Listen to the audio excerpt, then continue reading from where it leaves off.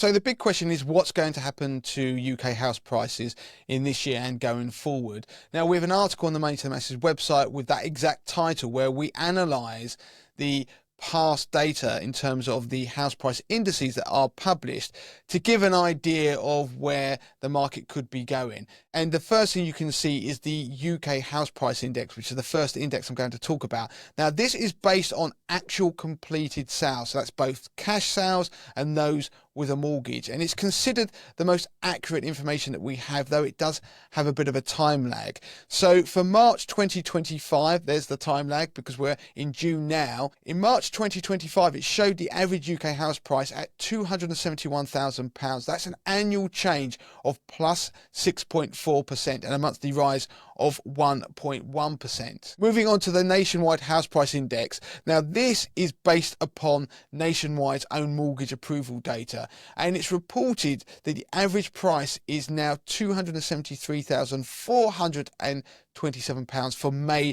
2025. So the data is much more current. Now that represents an annual change of plus 3.5% and a monthly increase of 0.5%.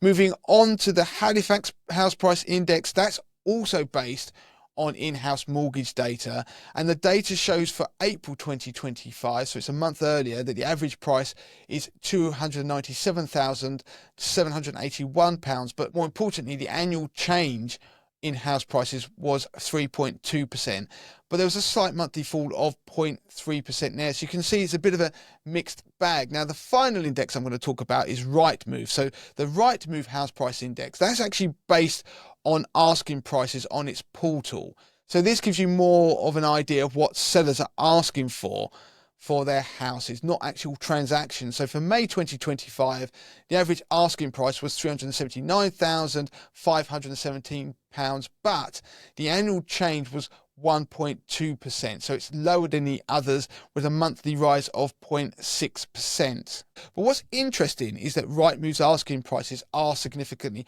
higher, yet the reported annual growth is lower than the completed sales from the UK house price index, or even the mortgage approval data from Nationwide and Halifax. Now this gap between asking prices and what properties are actually selling for can tell us something about the market. So for buyers, the message seems to be don't necessarily take asking prices at face value. There's likely to be plenty of room for negotiation than there has been in more recent times. And for sellers, it means you need to be more realistic with pricing from the outset, especially if you want to push the sale along and attract some serious interest.